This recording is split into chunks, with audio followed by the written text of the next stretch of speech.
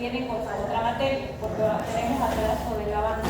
Porque viaje, su fecha está para el 20 de octubre, eso quiere decir que tenemos 3 clases más. La de hoy, siguiente viernes, siguiente, y de ahí viene el segundo parcial. La misma semana que del segundo parcial teórico va a ser su segundo parcial práctico. O sea que ya van a estar libres de todas las otras materias y solamente para el segundo parcial conmigo. Los temas ya los tengo anotados acá, pero un día antes de la clase se los voy a anotar en pizarra, pero igual se los digo. Es hemograma completo que va a entrar, hemostasia, generalidades de anemia, que es lo que vamos a avanzar hoy. Como es bastante largo, lo voy a dividir en 2 temas, 2 partes, la de hoy y la de siguiente clase. Y la otra clase va a ser el grupo sanguíneo. Esos son los 4 temas que ingresan al segundo parcial de hoy. Respecto a práctica, ahorita les voy a explicar, pero también lo vamos a hablar en práctica el jueves que tenemos práctica con ustedes. En práctica, acuérdense que el segundo parcial cambia un poco. 6 puntos su exposición y 6 puntos va a ser casos clínicos que van a trabajar conmigo. Este jueves que viene yo les voy a dar hojas a cada uno de ustedes de casos clínicos. Lo van a resolver primero ustedes ahí en práctica y luego lo vamos a resolver todos los casos clínicos en la pizarra conmigo. Esa es una forma de practicar. En ese caso clínico va a estar hemograma y coagulograma. Ustedes van a tener que dar un diagnóstico laboratorial, no la parte clínica de los síntomas, porque les voy a poner unos u otros síntomas, pero lo que yo quiero es que ustedes sepan manejar laboratorio. Entonces, esos casos clínicos ustedes van a tener que dar un diagnóstico en base a la clínica y el laboratorio que yo les voy a dar en su caso clínico, pero obviamente primero van a tener que practicar conmigo, ¿ya? El día de su examen, vuelvo a decir, este jueves que viene yo les voy a tener los papelitos en el escritorio con los temas que les toca exponer.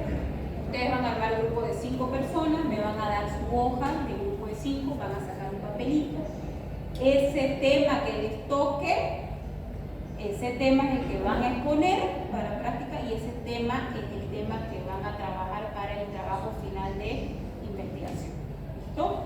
Entonces, el mismo grupo con el que exponen va a ser el mismo grupo con el que van a trabajar su trabajo de investigación. Eso lo vamos a hacer este jueves.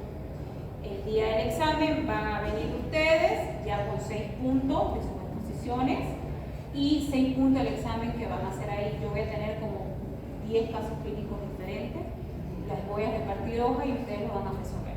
Pero antes van a practicar conmigo este jueves, antes de su examen. En práctica igual les voy a explicar lo mismo, nada más que ahorita les estoy explicando para que más o menos se vayan organizando para el segundo parcial. Otra cosa que quería mencionar antes de empezar es que las notas ya están en el sistema. Revisen, porque me puedo equivocar. A estas alturas ya no puedo acomodar, pero sí puedo acomodar para el segundo parcial si me he equivocado en la nota de antes, así que revisen. Si alguien que está bloqueado, me equivoqué o tiene dudas, yo siempre manejo mi planilla de notas y manejo mis planillas de asistencia. Siempre tengo mi carpeta aquí.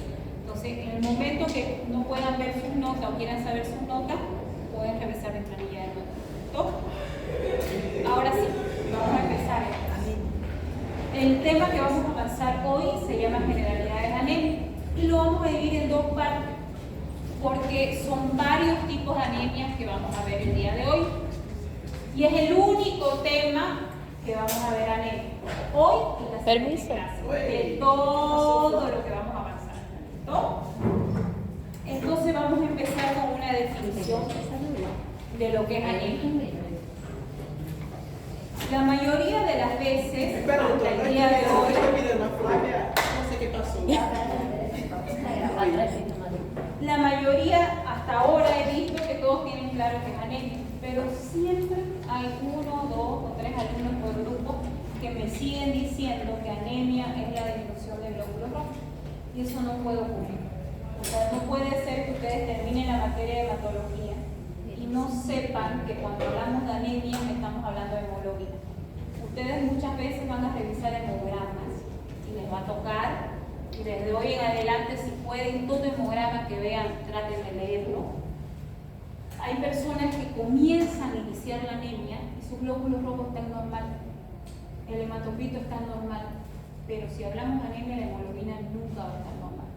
El primer componente que comienza a disminuir en mi cuerpo para dar origen a la anemia es la hemoglobina. Cuando mi cuerpo no puede compensar esa baja de hemoglobina, recién comienzan a disminuir los glóbulos rojos y recién comienzan a disminuir el hematocrito. Mientras tanto, ¿cuánto tiempo mi cuerpo trata de combatir esa anemia? 90, 120 días. Por eso es tan importante que yo sepa cuánto vive mi glóbulo rojo. Mi glóbulo rojo tiene una vida media de 90 a 120 días. Cuando ese glóbulo rojo vivió esos 90 a 120 días y los nuevos glóbulos rojos que están viniendo no vienen con la buena cantidad de hierro, ahí es donde la anemia se presenta.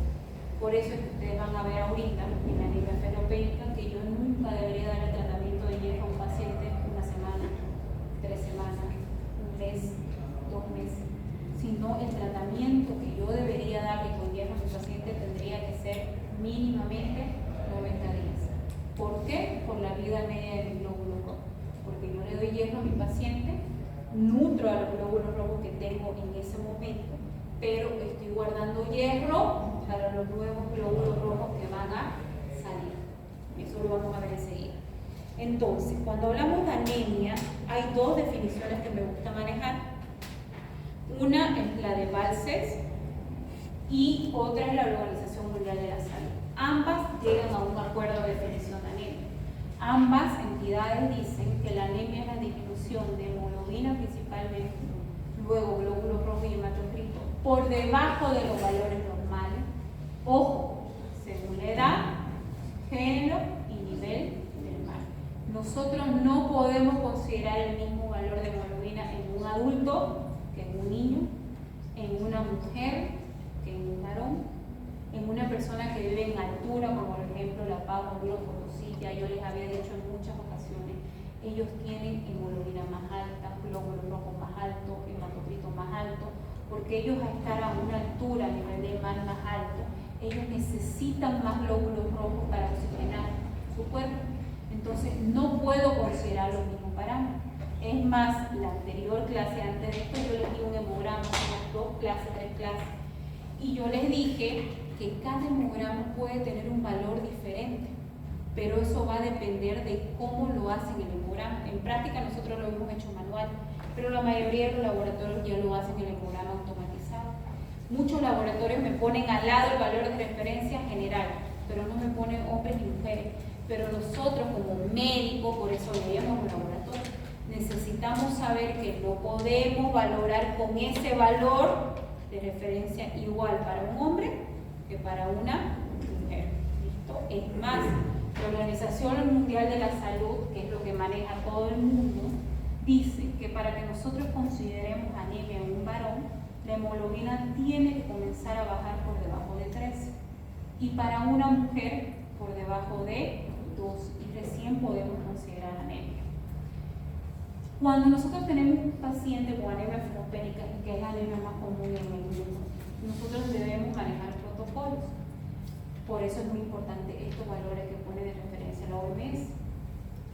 Cuando tenemos una anemia leve, la OMS junto con muchas literaturas dicen primero que debemos intentar cambiar la alimentación del paciente y que el paciente ingiera alimentos ricos en hierro y volver a hacer un control en un mes, en 2 meses, en 3 meses.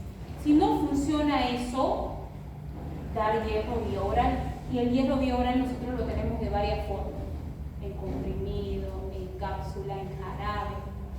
No funciona mi tratamiento vía oral, el siguiente paso es hierro vía intramuscular. No funciona mi hierro intramuscular, mi otro paso es hierro vía endovenosa. No funciona mi hierro vía endovenosa, mi última opción es la transfusión de sangre. Y la Organización Mundial de la Salud dice, para que yo decida transfundirle sangre a mi paciente, porque no puedo controlar su anemia, mi paciente tiene que tener menos de 7 gramos de cilitro para realizar una transfusión de sangre. Acuérdense ese valor, porque lo vamos a ver en los temas más adelante cuando hablemos de transfusión sanguínea. 7 en hombres y mujeres. En hombres y mujeres. Ahora, si el principal componente que me indica anemia es la hemoglobina, nosotros deberíamos conocer a la hemoglobina de memoria. Lo más básico que debemos recordar de la hemoglobina es que es una proteína. 1. 2. Está conformada por dos grandes grupos, un grupo globínico y un grupo hemo. El grupo globínico está formado por dos cadenas alfa y dos cadenas beta. Y el grupo hemo está formado por hierro. Eso es lo más básico que yo debería recordar de la hemoglobina. Otra cosa que debería yo recordar de la hemoglobina es que existen diferentes tipos de hemoglobina, pero no todas son normales. La única hemoglobina que todos nosotros deberíamos tener y no nos debería faltar es la hemoglobina A, que es la hemoglobina del adulto. Esa es la única hemoglobina que deberíamos tener en sangre. Cuando comienza a aparecer otros tipos de hemoglobina, como por ejemplo hemoglobina S, hemoglobina C, hemoglobina F, esos tipos de hemoglobinas no son normales. Ese tipo de hemoglobina, cuando comienza a aparecer en mi cuerpo, son hemoglobinas heredadas. Ahí es donde aparecen las anemias hereditarias. Nosotros tenemos dos grandes grupos de anemias. Anemias que son causadas por alguna deficiencia de nutrientes, porque no la ingerimos o no absorbemos los nutrientes. Y otro grupo de anemias que son anemias hereditarias, que no podemos hacer nada, porque las heredamos de nuestro árbol genealógico. Las podemos heredar de papá, de abuelos, de bisabuelos, de tatarabuelos. Las anemias se dividen en dos grandes grupos: deficiencia de nutrientes y anemias hereditarias. Las anemias que vamos a ver hoy son las deficiencias de nutrientes. La siguiente clase vamos a ver las anemias hereditarias. ¿Qué otras características debo saber de la hemoglobina? Cuando hablamos de anemias hereditarias, hay dos cromosomas. La mayoría de la herencia o las enfermedades hereditarias se da a través de los cromosomas. ¿Por qué? Porque los cromosomas es el que tiene la información genética. En el locus del cromosoma es donde está la información genética de cada uno de nosotros. Existen dos cromosomas, o más adelante en la siguiente clase, acuérdense de todos los cromosomas.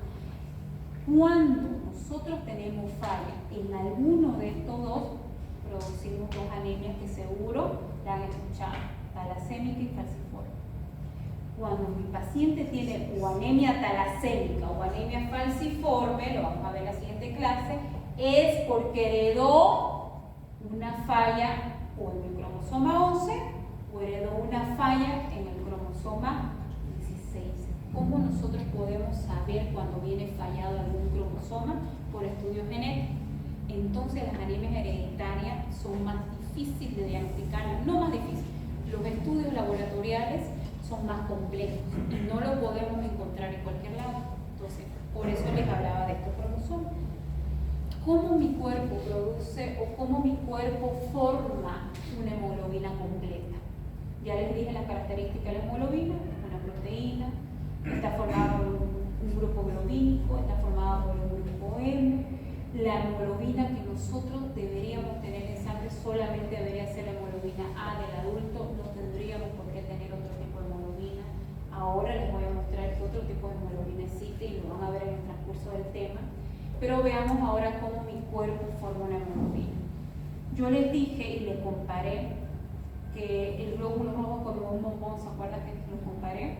Y que el glóbulo rojo, adentro de él está la hemoglobina, adentro está el hematocrito, adentro está el índice matrimétrico. Si cualquier enfermedad que yo tenga produce daño en mi glóbulo rojo, automáticamente va a terminar afectando lo que está adentro. Va a afectar la hemoglobina, va a afectar el hematocrito y va a afectar el índice matrimétrico. O vamos de adentro para afuera.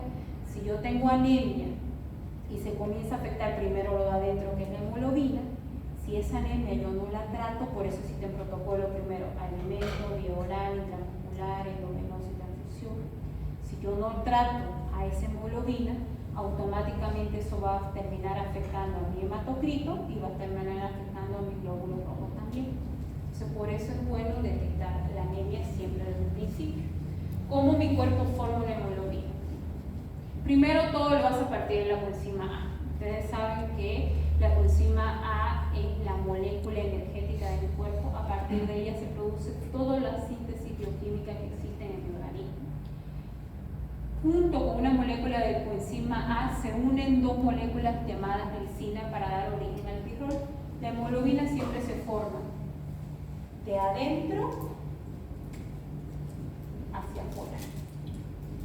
Eso que dice el pirrol es un anillo que la hemoglobina forma 4. Un pirrol está formado por una coenzima A y dos moléculas de glicina. Luego que se forma un pirrol, automáticamente mi cuerpo forma 4 pirroles. Por eso es que luego se da la formación de 2 cadenas alfa y 2 cadenas beta. Por eso primero necesito que se forme de adentro hacia afuera. Una vez se formaron los 4 pirroles, que son los soportes de la hemoglobina, se forma la protoporfirina 9. Se unen estos y forma la protoporfirina 9. La protoporfirina 9 es como un imán. ¿Qué hace un imán? Atrae metal, ¿no? Yo coloco un imán con un metal y sí o sí se atrae. Bueno, la protoporfirina 9 es como si fuera un imán. Ella, ni bien ve una molécula de hierro que está pasando, la atrae. Por eso es que necesito que se formen los pirroles, se forme la protoporfirina 9 y cada uno de ellos va a traer una molécula de hierro. Lo atrae, es como un imán. ¿Para qué? Para que después se forme lo que nosotros llamamos como grupo hemo. Una vez se formó el grupo hemo de adentro, acuérdense que se va formando de adentro hacia afuera. Una vez formé el grupo hemo, se comienzan a formar las estructuras finales de la hemoglobina, que son las cadenas globínicas. 2 alfa y 2 betas. Y así es como mi cuerpo forma esto que les estoy mostrando, es la hemoglobina A, que es la hemoglobina del adulto. Nosotros podemos tener A1 y A2. ¿Cómo podemos saber qué tipo de hemoglobina tenemos? Hay un estudio que lo vamos a ver más adelante que se llama electroforesis. Ese es el estudio que a mí me dice qué tipo de hemoglobinas puedo tener. Eso lo vamos a ir viendo más adelante. ¿Qué les dije yo también acá? Que, vamos a ver si tengo un iluminador, que la hemoglobina que nosotros deberíamos tener es solamente la hemoglobina A del adulto, ¿no es? No deberíamos tener otra. Estamos hablando nosotros, unas personas adultas ya grandes, sin ninguna patología. La hemoglobina F, abreviado F porque se llama hemoglobina fetal, es normal que se encuentre en los recién nacidos, pero solo hasta las 12 semanas de vida. Después esa hemoglobina tiene que desaparecer, porque la única hemoglobina que es capaz de suministrar oxígeno en el cuerpo es la hemoglobina A del adulto, es una hemoglobina madura. No deberíamos tener otro tipo de hemoglobina. Por ejemplo, cuando aparece la hemoglobina S, aparece la anemia falciforme. No deberíamos tener ese tipo de hemoglobina cuando se encuentra el diagnóstico de anemia falciforme. Eso lo vamos a ir viendo más adelante. ¿Ya? Ahora, ¿qué tipo de estudio se hace a un recién nacido para ver si tiene alguna enfermedad hereditaria? A todos los recién nacidos se les hace, que se llama la prueba del talón. Ahora, esa prueba de talón aquí es gratuita. ¿En Brasil es gratuita? Sí. ¿Y aquí es gratuita? Sí, en los centros de salud te hacen una prueba del talón gratuita, pero es una prueba que te ve solo 3 enfermedades genéticas. Dentro de ellas están las anemias hereditarias. Pero los laboratorios privados obviamente ofrecen pruebas de talones en los recién nacidos donde me permite ver más de 10 pruebas genéticas. Y son pruebas muy caras.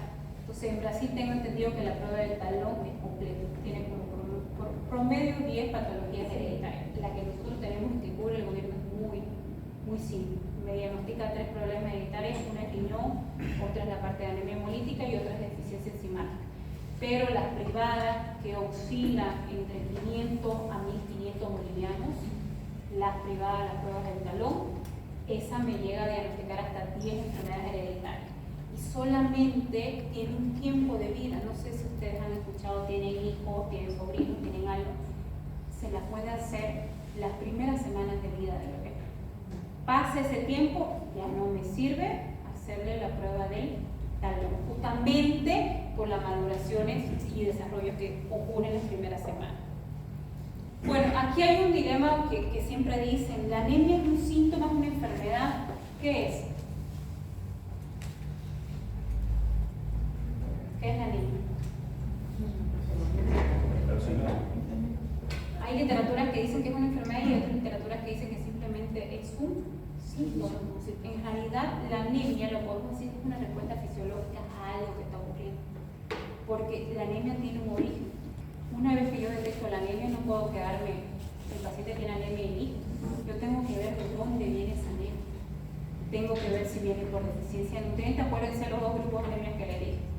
O la anemia puede ser por deficiencia de nutrientes o puede ser hereditaria. Entonces yo tengo que ver de dónde viene. Una vez que detecté anemia, tengo que saber si es por deficiencia de nutrientes y saber qué nutriente es el que me está causando la anemia, o tengo que saber si mi anemia es hereditaria. Entonces, ¿cómo podemos clasificar las anemias? Ustedes cuando comiencen a exponer sus temas que van a exponer solamente es anemia. Su trabajo de investigaciones que van a hacer es solamente anemia. No van a hacer de otro tema. ¿Por qué? Porque la anemia es un tema tan largo que solamente me dieron 2 opciones para avanzar en 2 clases. Y normalmente se tendría que avanzar en un semestre entero. Entonces lo vamos a complementar en práctica y lo vamos a complementar con trabajo de investigación. Van a hablar anemias nada más. Ustedes cuando comiencen a hacer sus exposiciones solamente van a hacer diapositivas. No necesito informe para el segundo parcial. ¿Por qué? Porque ese mismo tema lo van a hacer informe para el trabajo final de investigación, así que ¿para qué van a hacer el doble? Solo diapositivas para el segundo parcial. Cuando comiencen a ver, para armar sus diapositivas de anemia, ustedes van a ver que hay hartas clasificaciones. Con que ustedes manejen 2 clasificaciones de anemia es suficiente para delegar a su paciente al especialista. ¿Cuáles son las 2 clasificaciones más utilizadas en el mundo? Las 2 ya la conocen, lo han visto en el hemograma. Una es la Organización Mundial de la Salud, que maneja la anemia en leve, moderada y severa. Eso lo maneja la OMS según el valor de la hemoglobina. Según el valor de hemoglobina que tiene mi paciente, se clasifica la anemia en leve, moderada o severa. La otra clasificación que ustedes ya conocen porque han visto hemogramas es el índice de Martinelli. Esas son las 2 clasificaciones más utilizadas. ¿Son las únicas? No, por supuesto que no. Pero sí son las más utilizadas. Con que manejen ustedes estas 2, ya ustedes pueden dar un diagnóstico al paciente y derivar al especialista. La anemia, según su índice matrimétrico, vamos a ver que se clasifica en 6. 3 según su tamaño y 3 según su color. Según su tamaño es macrocítica, microcítica y normocítica. Y según su color, hipercrómica, hipocrómica y normocrómica. Ustedes aquí están manejando 6 tipos de anemia. La otra clasificación es la que maneja la OMS y lo clasifica en leve, moderada y severa. Al principio de las diapositivas yo les puse que la Organización Mundial de la Salud dice que hay anemia en mujeres cuando está debajo de 12 y en varones cuando está debajo de 3.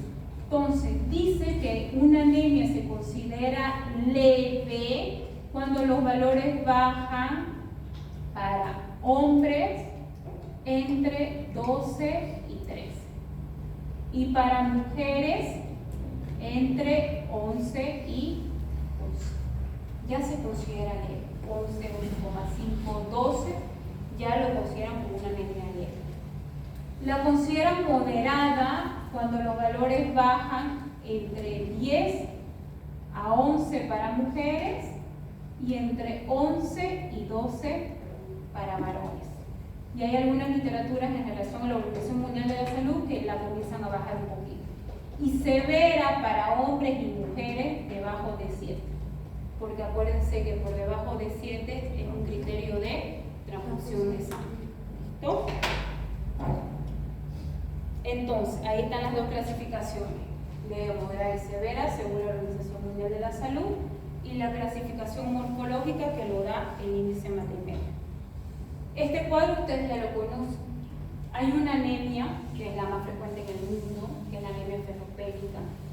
¿Por qué la anemia ferropénica es la más frecuente en el mundo? Acuérdense que lo primero que disminuye cuando hay anemia es la hemoglobina. Y la hemoglobina está formada por hierro. Entonces, la anemia ferropénica siempre va a ser la más frecuente en el mundo. Siempre va a ser lo primero que yo voy a sospechar. Pero necesito laboratorios para confirmar si es una anemia ferropénica y ahorita lo vamos a ver. ¿Por qué les hablo de la anemia ferropénica? Porque la anemia ferropénica se comporta de dos maneras. Al principio, cuando yo la detecto, cuando esté iniciando la anemia, es una anemia normocítica no. ¿Qué quiere decir eso? Que solo afectó la hemoglobina y no afectó el índice Matrimel. Si yo esa anemia no la trato y dejo avanzar, esa anemia al principio que era normocítica normocrómica se convierte en una anemia microcítica hipocrómica. Cuando ustedes detectan una anemia microcítica hipocrómica, ténganlo por seguro que esa anemia viene más de 3 a 4 meses. ¿Por qué viene más de 3 a 4 meses? Por la vida media de los glóbulos rojos. Acuérdense que mi glóbulo rojo va a hacer hasta lo imposible para tratar de compensar esa anemia en mi paciente. Cuando realmente no puede, es porque ya no tiene hierro que darle. Entonces es ahí donde esa anemia, que al principio era normocítica normocrómica, se convierte en una anemia microcítica hipocrómica. Entonces miremos las 6 tipos de anemias que vamos a ver en este tema. Vuelvo a decir, las 3 primeras, vamos a ver que son por deficiencia de nutrientes, y estas 3 siguientes es anemia hereditaria. Aquí yo puedo evitar y hacer algo, pero aquí no puedo hacer nada, porque son anemias que yo le heredo.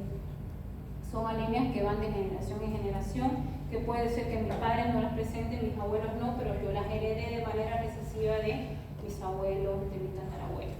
Esto lo vamos a ver eso en la siguiente clase. Comencemos con las anemias por deficiencias de hierro. Y la primera es la anemia ferropénica. Tenemos 3 grupos vulnerables para este tipo de anemia, que son los pacientes que más vamos a tocar con anemia ferropénica. Uno son los niños menores de 5 años, porque ellos requieren más cantidad de hierro. Las mujeres embarazadas y que están dando de lactar porque requieren más cantidad de hierro y a veces no se suplementa de manera extra. Y las personas de la tercera edad. Cuando nosotros hablamos de anemia ferropénica, estamos hablando del hierro específicamente. Lo que nos interesa saber es cuánto de hierro tiene mi paciente. Pero antes de eso debemos saber o orientar al paciente qué alimentos son ricos en hierro. ¿Qué alimentos son ricos en hierro? Espinaca. Ya, las verduras verdes, ¿qué más? Hígado. Carnes, Hígado. ¿no? Y hígado es el que tiene más concentraciones de hierro. ¿Y qué hago con un paciente vegano? Hojas. De carne. Quinoa. Ya. ¿Y ustedes creen que llegan a abastecer? No. Yo soy de eso. ¿Creen que llega a abastecer? No. Si es una alimentación variada, sí. Porque acuérdense, los glóbulos rojos se van renovando cada 90 días, 120 días. En los pacientes veganos la disminución del hierro no es tan grande como lo es de vitamina B12 y ácido fólico. Ahorita lo van a ver por qué. Tienen que tener en cuenta eso. El hierro, ustedes van a ver que está dentro de la hemoglobina y la hemoglobina está dentro del glóbulo rojo. Y nosotros tenemos millones de glóbulos rojos. Entonces van a ver cuánto de hierro hay en cada glóbulo rojo. Ahorita les voy a mostrar. Entonces el hierro, nosotros con una alimentación vegana lo podemos compensar cuando no hay una disminución grande. Lo preocupante en el paciente vegano no es el hierro, es la vitamina B12 y el ácido fólico. Lo vamos a ver ahorita eso. ¿Qué otra cosa yo me tengo que acordar del hierro? ¿Cuánto tiempo tengo que hacer tratamiento para hierro? 3 meses, mínimo 90 días. Otra cosa, ¿puedo dar hierro con otras vitaminas al paciente? ¿Usted cree que sí? Creo que sí. Creo que no. Con vitamina C. Ya, con vitamina C. ¿Puedo dar con ácido fólico y vitamina B12? Sí. Ya, eso tiene que quedar claro. Cuando yo doy un tratamiento para hierro no puedo dar con nada de otra vitamina. ¿Por qué? El hierro se absorbe en los enterocitos, excepto con la vitamina C que ahorita voy a explicar. El hierro es una molécula, es un redondito, y acá están los enterocitos del intestino. Entonces el hierro viene y los enterocitos agarran la molécula de hierro y lo meten. Cuando yo consumo hierro con otras vitaminas, ácido fólico, vitamina B12, vitamina D, porque pienso que le voy a dar más vitamina y va a mejorar más rápido mi paciente, las otras vitaminas son moléculas más grandes. El hierro es una molécula más pequeña y todas tienen que ser absorbidas en el enterocito. A veces le quieren dar con zinc, a veces quieren dar con vitamina D. Entonces vienen las otras vitaminas que son moléculas más grandes y este es el hierro. Las dos tienen que entrar por el enterocito. Entonces estas otras vitaminas empujan al hierro y le ganan para ser absorbidas. Entonces se absorben más las otras vitaminas que el hierro. Entonces cuando yo doy tratamiento para el hierro, no debo dar otra vitamina, sino me debo enfocar solamente en el hierro. Termino el tratamiento de los 3 meses de hierro y si quiero después le doy todas las vitaminas que yo quiera a ese paciente, pero después. Ahora, ¿qué puedo hacer para ayudar para que sea más rápida la absorción de hierro? La vitamina C, como dice su compañero. La vitamina C es lo único que yo debería dar junto con el hierro, porque la vitamina C lo que hace es agarrar más hierro y meterlo más rápido. Eso es lo que hace la vitamina C. Ahora, la vitamina C, hay muchos pacientes que no quieren tomar dos cosas. Yo se las puedo dar de diferentes formas. Ahora tenemos vitamina C en diferentes formas farmacéuticas. Tenemos en gránulo, tenemos en sobre, tenemos en polvo, tenemos en líquido, tenemos en jarabe, en comprimido, en cápsulas, bebibles, tenemos varias y tenemos en frutas. Entonces, lo que sí podríamos recomendar al paciente es que junto con el tratamiento de hierro me consuma todo lo que pueda ser rico en vitamina C. Pero también hay alimentos que inhiben su absorción. De nada me sirve a mí darle tratamiento 3 meses de hierro si mi paciente durante esos 3 meses consume café, chocolate, alcohol y cigarro. Todos esos componentes no me dejan absorber el hierro. Entonces de nada me sirve dar ese tratamiento. Otra cosa, ¿por qué creen ustedes que recomiendan que consuma más carne y hígado? ¿Por qué creen que tienen más hierro que la espinaca o la quinoa? ¿Han escuchado de hierro ferroso y hierro férrico? El hierro ferroso tiene carga más 2 y el hierro férrico tiene carga más 3. Nosotros, nuestro cuerpo, cuando ingresa al enterocito, ese hierro es más rápido absorbido como el hierro más 3 y la carne, el hígado, tiene este hierro. En cambio, la espinaca tiene este hierro y mi cuerpo tiene que transformarlo a 3 para ser absorbido, o sea que su absorción es más lenta.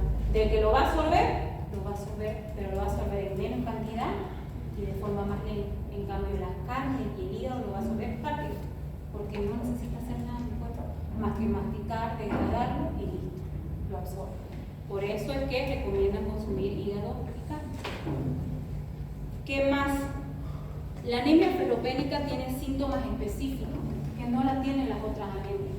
Ustedes van a ver que cada una de las anemias que yo les hable tiene algunos síntomas bien específicos. Uno de ellos es pica. Todas las anemias tienen cansancio, sueño, dinamia, pérdida de peso, pérdida de apetito, caída de cabello, palidez, todas las anemias. Pero cada una de ellas tiene algunos síntomas específicos. Por ejemplo, hay alguna anemia que tiene síntomas psiquiátricos, que el paciente necesita consumirla, esa vitamina, porque si no atrae problemas psiquiátricos como por ejemplo depresión, cosa que otras anemias no atraen. La anemia ferropénica, después les voy a decir cuál es la anemia cuando lleguemos a ella. La anemia ferropénica tiene un síntoma característico que se llama pica. Pica es la necesidad de comer algo que no es alimento. Entonces ustedes van a ver pacientes que les gusta comer hielo en los adultos, o van a ver niños que todo el tiempo están lamiendo la tierra, comiendo papel, lamiendo las piedras, las paredes. Eso es pica. necesidad de comer algo extraño que no es un alimento. Eso es característico en la anemia ferropénica por deficiencia de hierro. Otra característica de la anemia ferropénica es la glositis. Las lenguas más grandes, más secas, con ampollas a veces. Otra característica de la anemia ferropénica es unas grietas angulares que comienzan a aparecer en la fisura de los labios. Característico de la anemia ferropénica. Vamos entonces avanzando. Ahora, ¿cómo yo puedo diagnosticar anemia ferropénica? El paciente puede decirme que está cansado, con sueño, lo veo pálido, no tiene apetito, bajo de peso, tiene pica. Sintomáticamente tiene todas las características de una anemia ferropénica. Además que yo sé que la anemia ferropénica no es frecuente en el mundo. O puede ser un paciente de la tercera edad o embarazada que esté y yo sospecho que es anemia ferropénica. Pero ¿cómo confirmo? Laboratorialmente, porque no hay un estudio de imagen que me confirme anemia ferropénica. Entonces, lo primero que yo puedo llegar a diagnosticar la anemia ferropénica es el hemograma. Es lo primero. ¿Qué voy a ver en ese hemograma? Que la hemoglobina baja. Los glóbulos rojos, acuérdense, les dije, ¿puede o no puede bajar? El hematocrito puede o no puede bajar, pero la hemoglobina siempre va a bajar. Si yo veo que es una anemia normocítica, normocrómica, porque el índice matrimétrico está normal, pero yo sospecho que realmente tiene una anemia ferropénica, yo tengo que pedir lo que se llama batería de hierro. La batería de hierro en laboratorio se conocen como 3 pruebas, que son hierro sérico, ferritina y transferrina. Ahora yo les voy a mostrar cada una de estas pruebas y les voy a explicar para qué sirve, pero vamos a hacer una pausa. Entonces, para anemia ferropénica, acuérdense, yo les voy a dar tema para exponer. Dentro de los temas que van a exponer van a estar estas 6 anemias que les dije. Ustedes van a agarrar un papelito y les va a tocar cualquiera de estas anemias, menos la última, que es la anemia medular, que es la más agresiva, no es muy frecuente, pero las primeras 5 les va a tocar exponer. Entonces vayan escuchando cómo se va presentando cada una de estas anemias y sobre todo la parte de laboratorio. Entonces la anemia ferropénica yo tengo 2 formas de diagnosticar, fuera de la clínica, ¿no? Hemograma y la batería de hierro. ¿Cuál es la batería de hierro? Hierro de sangre, que se llama hierro sérico, ferritina y transferrina. Ahora la vamos a conocer a ella. Antes de hablar de ella, vamos a hablar por la enfermedad crónica. Miren este cuadro que yo les mostré aquí. ¿Se acuerdan que les dije que hay 2 anemias que se parecen mucho? Una es la anemia ferropénica y otra es la anemia por enfermedad crónica. Ambas al principio son anemias normocíticas y con el tiempo se convierten en anemia microcítica. Pero ahí me preguntó una alumna en el anterior grupo, entonces doctora, si se parecen mucho, ¿cómo yo sé que mi paciente tiene anemia por enfermedad crónica y no una anemia por deficiencia de hierro? La respuesta está aquí. Va a ser pregunta del examen también. Y se los puse en rojo. Las 2 tienen los mismos síntomas, las 2 tienen el mismo hemograma, pero la diferencia está cuando yo hago la batería de hierro, esta está normal, porque esta no es por problema de hierro, sino es por una enfermedad crónica, como dice. ¿Cuáles son las enfermedades crónicas con alta prevalencia en nuestra población? Que son pacientes que sí o sí terminan haciendo anemia por deficiencia por enfermedad crónica, los pacientes diabéticos y los pacientes hipertensos. ¿Se acuerdan? Yo ya les había explicado anteriormente por qué estos 2 grupos de pacientes sí o sí me hacen anemia en el transcurso del tiempo.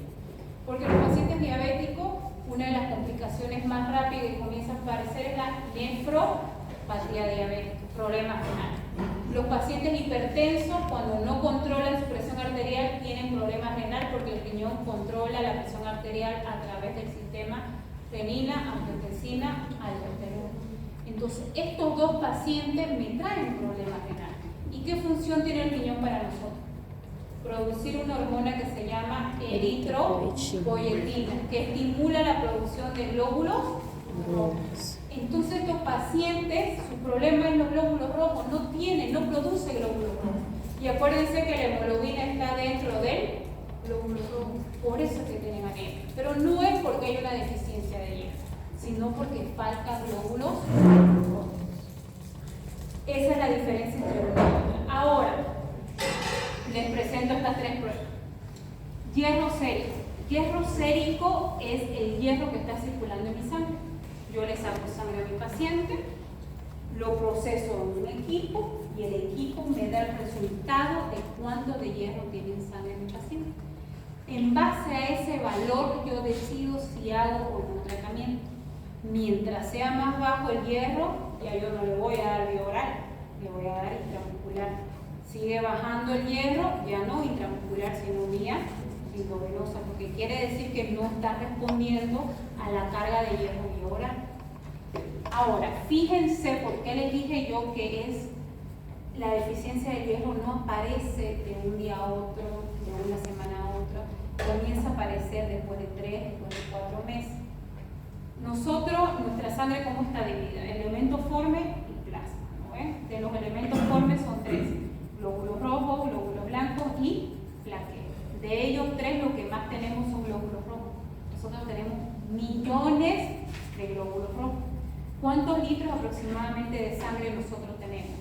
Aproximadamente 5 litros circulando en sangre, ¿no ves? Ahora miren este detalle. La masa eritrocitaria es alrededor de 2000 ml. O sea, de esos 5 litros que nosotros ahorita tenemos circulando en nuestra sangre, aproximadamente 2000 ml son de glóbulos rojos. Y cada ml de glóbulo rojo contiene 1 miligramo de hierro. Cada ml. Nosotros tenemos 2000 ml. ¿Y cuánto nosotros necesitamos para que el cuerpo esté en equilibrio de hierro?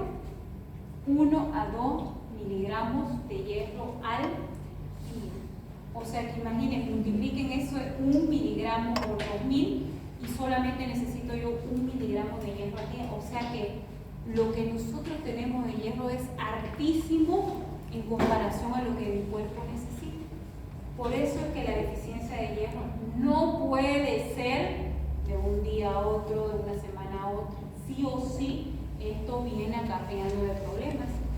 Mínimo de 3 a 4 meses. Entonces, cada vez que ustedes detecten una anemia ferropénica, acuérdense de esto. Su paciente no lo está teniendo recién, lo viene acarreando de hace mucho tiempo. Por eso es que necesitamos medir el hierro en sangre para saber cuánto es el nivel de hierro que tiene. Otra prueba que forma parte de la batería de hierro se llama la ferritina. La ferritina es una proteína. Es una proteína que imagínense que ella guarda el hierro.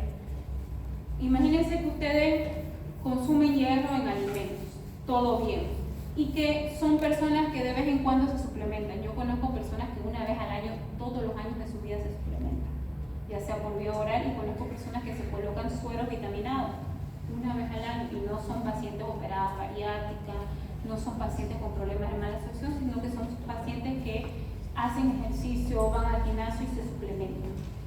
Si son personas que se suplementan, o por último no se suplementan, consumen alimentos ricos en hierro, mi cuerpo cuando no necesita hierro, lo recibe, pero lo guarda. Eso es la proteína llamada ferritina. La ferritina es una proteína que todo el tiempo está mirando si hay hierro de sobra en mi cuerpo. Si ella ve que hay hierro que no lo estoy utilizando porque no lo necesito, ella agarra esa molécula de hierro, abre la puerta y lo guarda en el depósito. La ferritina eso es lo que hace, guarda molécula de hierro. ¿Para qué? Para que en algún momento en mi cuerpo, cuando se descompense, esa ferritina salga de ahí y lo entregue a mi organismo. Por eso también vuelvo a decir, la anemia ferropénica no ocurre de un rato a otro porque mi cuerpo todo el tiempo está guardando hierro. Luego tenemos la tercera prueba que se llama batería de hierro, que es la transferrina. Esta es una proteína de transporte. Esta todo el tiempo trabaja con la ferritina y está ahí en la puerta. Cuando mi cuerpo necesita hierro para ser almacenado, necesita llevarlo a la parte muscular, necesita llevarlo al hígado para guardarlo, necesita llevarlo a cualquier parte del organismo, la ferritina se lo entrega a la molécula de hierro a la transferrina y la transferrina lo transporta.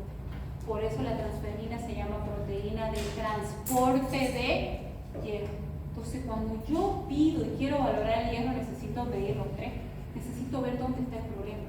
Si el problema es porque no hay hierro, si el problema es porque no lo está guardando el hierro, o si el problema es porque no se está transportando el hierro.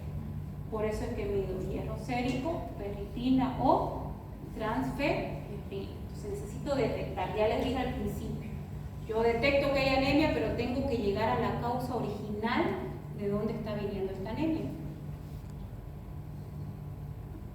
Listo, hasta aquí tengo anemia ferropénica.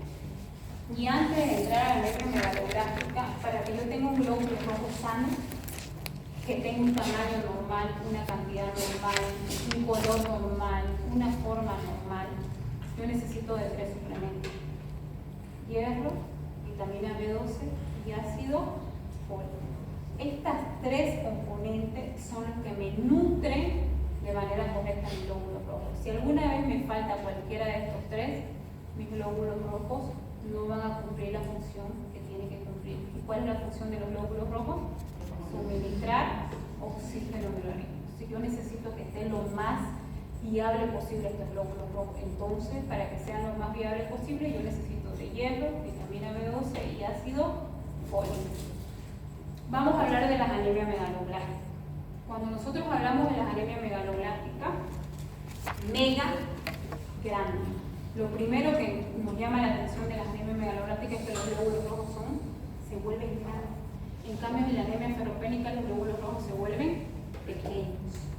En la anemia megaloblástica los glóbulos rojos se vuelven grandes, por eso se llama anemia macrocítica. Y la anemia ferropénica se llama anemia microcítica. Esa es una diferencia al momento que nosotros miramos el hemograma. Otra característica, en las anemias ferropénicas no se alteran los glóbulos blancos en la plaqueta, están normales. En cambio, las anemias megaloblásticas son un poquito más agresivas y comienzan a afectar a los glóbulos blancos y comienzan a afectar a las plaquetas. Otra característica de las anemias megaloblásticas, encontramos neutrófilos hipercementados. En cambio, en la anemia ferropénica no. Otra característica de las anemias megaloblásticas, hay síntomas psiquiátricos y vamos a ver cuál de ellos es el que produce síntomas psiquiátricos. En cambio, la anemia ferropénica no produce nada de esos síntomas. Las anemias megaloblásticas se pueden producir por 2 deficiencias de nutrientes: una, ácido fólico, o otra, vitamina B12. Ahora vamos a ver la diferencia entre una y otra. Estas son las anemias megaloblásticas: deficiencia de vitamina B12 y deficiencia de ácido fólico. Ahora, ¿por qué aparece la anemia perniciosa entre medio de ellas dos? La anemia perniciosa es una anemia autoinmune. ¿Y qué es un autoanticuerpo? Ustedes tienen que reconocer 2 cosas, ¿no? Una cosa es un anticuerpo y otra cosa es un autoanticuerpo. Un anticuerpo, todos nosotros lo producimos siempre que entramos en contacto con un agente extraño. Mi cuerpo siempre se va a producir un anticuerpo cuando entra un agente extraño. Cuando quiere entrar por la puerta un virus, una bacteria, un hongo, un parásito, mi cuerpo comienza a ordenar a todo mi sistema inmunológico. Comienza la célula presentadora de antígenos a reconocer cuál es el agente extraño, comienzan los linfocitos T, los linfocitos B a producir los macrófagos, las células dendríticas, comienza el complejo mayor de histocompatibilidad clase 1, clase 2, clase 3 y se comienza a activar todo mi sistema inmunológico. Eso forma anticuerpos. Los linfocitos B son los encargados de formar anticuerpos. Y un autoanticuerpo es cuando mi cuerpo produce un anticuerpo que ataca a mi propio organismo. Por eso se llama autoanticuerpo. Ataca a mi propio organismo. Lo malo de los autoanticuerpos es que ellos no tienen un órgano diana. Ellos pueden atacar a más de un órgano. Por ejemplo, el lupus es una enfermedad autoinmune. Ustedes saben que es una enfermedad autoinmune. Todas las enfermedades autoinmunes son muy difíciles de diagnosticar porque estos autoanticuerpos, por ejemplo, ¿cuál es el tratamiento en la mayoría de las enfermedades autoinmunes? ¿Y que lo curamos? No. Nunca vamos a curarnos. Es una enfermedad autoinmune, lo que vamos a tratar es de bajar la carga de estos autoanticuerpos y que no ataquen a mis órganos. Puede ser que yo tenga lupus y un desequilibrio hormonal, un embarazo o algo active a mi autoanticuerpo. Y puede ser que hoy ataque mi hígado. Doy dosis de corticoides, tranquilizo este autoanticuerpo y de acá 3-4 años se vuelve a activar ese autoanticuerpo y ataca riñón. Después de acá 4 o 5 ataca el sistema musculoesquelético. Ese es el problema de los autoanticuerpos. No tienen un órgano bien. Ellos pueden atacar a más de un órgano. Por eso las enfermedades autoinmunes son muy difíciles de diagnosticar. Entonces, cuando nosotros hablamos de anemia perniciosa, estamos hablando de un autoanticuerpo que ataca dos cosas: células parietales del estómago y factor intrínseco. Pero ¿qué tiene que ver las células parietales del estómago? ¿Qué tiene que ver el factor intrínseco con la anemia megaloblástica? El factor intrínseco permite absorber la vitamina B12. Si no hay factor intrínseco, la vitamina B12 no se puede absorber. El factor intrínseco agarra la vitamina B12, lo lleva al intestino para que sea absorbida. Si no hay factor intrínseco, la vitamina B12 va a estar deambulando por el cuerpo y no va a ser absorbida. Por eso necesito factor intrínseco. ¿Y qué tiene que ver las células parietales? Acá en las células parietales del estómago es donde se produce factor intrínseco. Entonces, si no hay factor intrínseco y no hay células parietales, no se absorbe vitamina B2. Y si no hay vitamina B12, hay anemia megaloblástica. Por eso es que la anemia perniciosa es muy importante en las anemias megaloblásticas. Por eso es que los pacientes bariátricos de por vida tienen que consumir vitamina B12. ¿Por qué? Porque saben que es un paciente bariátrico, ¿no ven? Sí. Un paciente que se operó o de manga gástrica o bypass gástrico. ¿Qué pasa en estos tipos de pacientes? Si es manga gástrica, se le saca el 80% del estómago. Sí. Y si se le saca el 80% del estómago, en el estómago están las células parietales. ¿Y cuál es la función de las células parietales? Producir factor intrínseco. ¿Cuál es la función del factor intrínseco? Absorber vitamina B2. Entonces, si yo le saco una porción del estómago a este paciente y no produce célula parietal, no va a producir factor intrínseco. Si no produce factor intrínseco, no va a absorber vitamina B12. Por lo tanto, este paciente de por vida va a tener que consumir vitamina B12 porque no produce factor intrínseco para su absorción. Entonces, ahí está la diferencia en los pacientes bariátricos. A diferencia de los pacientes veganos, que ahorita lo vamos a ver. Ya quedó un poquito más claro las anemias megaloblásticas y por qué se las pongo esta, la perniciosa, está muy relacionada. Ahora veamos. Vamos a ver la diferencia ahora entre una anemia por deficiencia de vitamina B12 y una anemia por deficiencia de ácido fólico. Es diferente. ¿Las dos son megaloblásticas? Sí, pero son diferentes. En primer lugar, ¿en qué alimentos yo encuentro vitamina B12? ¿Ya? Ya, pero miren el detalle que dice acá.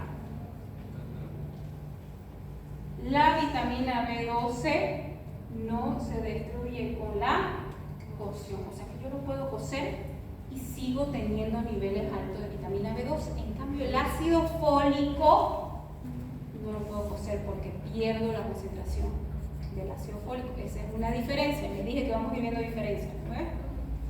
Otra diferencia, para que se absorba la vitamina B12, ¿qué necesito de? Factor intrínseco. En cambio, el ácido fólico yo no necesito de nada para que sea absorbido el ácido fólico. Pero para que sea absorbido la vitamina B12 sí necesito de factor intrínseco. Ahí ya vamos viendo dos diferencias. También otra diferencia. La vitamina B12, aparte que me complica la vida porque necesito de factor intrínseco para ser absorbida, también necesito de transporte. La vitamina B12 es más compleja para transportarla y para absorberla. Yo necesito para transportarla a la cobalamina 2 y necesito para absorberla al factor intrínseco. En cambio, el ácido fólico no. El ácido fólico yo lo transporto y lo absorbo de manera mucho más sencilla. Entonces, si quieren ustedes comparar cuál es más agresiva de las anemias megaloblásticas, la anemia por deficiencia de vitamina B12 es un poco más agresiva para nosotros como adultos, pero es muy agresiva la anemia por deficiencia de ácido fólico para las mujeres en edad de gestación cuando está embarazada. ¿Por qué? Porque el cierre del tubo neural en el embarazo no se da si no hay una buena concentración de ácido fólico. Entonces, las anemias megaloblásticas son bastante agresivas en comparación con las anemias ferropénicas. vamos viendo dónde se absorbe la vitamina B12. Yo les dije en el intestino delgado. Y ahí me pueden decir, pero doctora, el bypass gástrico no saca en el estómago, ¿no ves?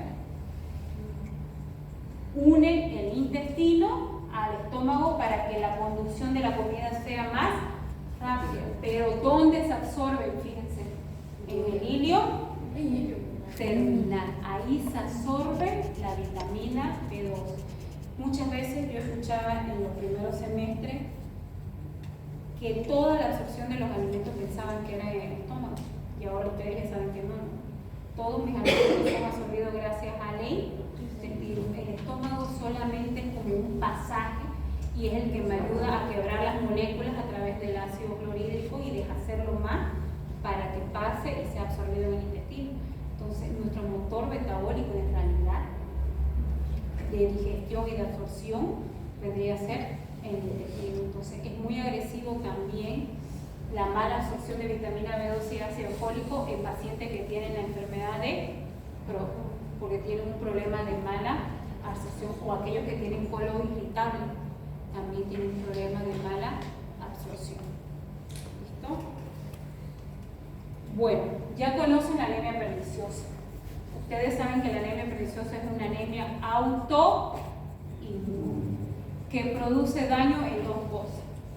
Cuando hablamos de autoinmune, es que produce autoanticuerpos para destruir factor intrínseco y para destruir células parietales. Y ustedes saben que si mi paciente tiene anemia perniciosa, sí o sí va a terminar en anemia por deficiencia de vitamina B12. No lo puedo evitar. Por eso es que cuando nosotros tenemos deficiencia de vitamina B12 tenemos que hacer diagnóstico diferencial. Tenemos que saber si realmente es por deficiencia de vitamina B12 o si el problema es porque no se está produciendo factor intrínseco o hay una destrucción de células parietales. Pues cada vez que ustedes tengan un paciente con deficiencia de B12, tienen que ver si no es perniciosa o es netamente problema de deficiencia de vitamina B12. Por eso existió años atrás esta prueba. Digo existió porque muchos países ya no lo utilizan. Hay países que todavía lo utilizan. ¿Por qué? Porque no tenemos más recursos para hacer el diagnóstico. ¿Por qué se dejó de utilizar esta prueba? Porque al paciente yo lo tenía que llevar al laboratorio y lo tenía que sentar ahí 4 horas. ¿Qué tenía que hacer con este paciente? Sentarlo, darle una tableta de vitamina B12, que la tome, esperar que tenga ganas de orinar, recolectar su muestra de orina, esa muestra de orina llevarla al laboratorio y medir la vitamina B12 y ver si dándole vitamina B12 el paciente eliminaba vitamina B12. Si yo le daba vitamina B12 y no eliminaba en orina, ¿qué creen ustedes que era el problema? No había absorción, ¿no ven? Entonces el problema puede ser factor. ¿Qué hacían con ese paciente después que no había vitamina B12 en orina? Agarraban un inyectable y le colocaban intramuscular factor intrínseco. Otra vez tenían que esperar que el paciente se quede ahí sentado con ganas de orinar y le volvían a dar la vitamina B12 vía oral, le colocaban el factor intrínseco intramuscular, esperaban que tenga ganas de orinar, recolectaban la muestra de orina y medían la vitamina B12 en orina nuevamente. Si salía vitamina B12 en orina después de estimular el factor intrínseco, llegaban al diagnóstico que el problema era el factor intrínseco. Gracias a Dios ahora ya no necesitamos todas esas pruebas. ¿Por qué?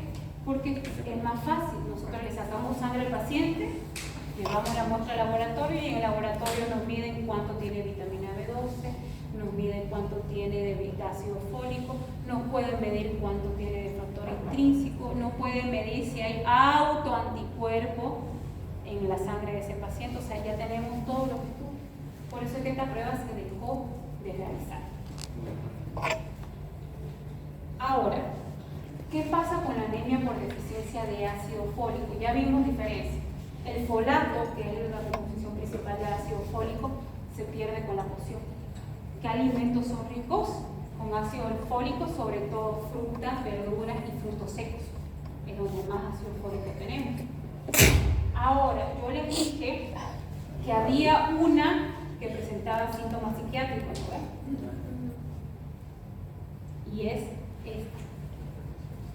Fíjense aquí, alteraciones neurológicas, depresiones severas o trastornos psiquiátricos también lo presentan esta anemia. ¿Pero por qué la anemia por deficiencia de vitamina B12 y la anemia perniciosa? ¿Por qué? Porque las terminaciones nerviosas necesitan, para que haya una buena confusión de terminaciones nerviosas, necesitan de vitamina B12. Si no, no tenemos buenas conexiones nerviosas, por lo tanto hay alteraciones neurológicas. Muchos de los estudios actuales para la depresión severa le dan vitamina B12 al paciente y le hacen estudios de concentración de vitamina B12, le piden factor intrínseco, porque muchas de las alteraciones neurológicas vienen por deficiencia de vitamina B12. Eso no ocurre en ácido fólico.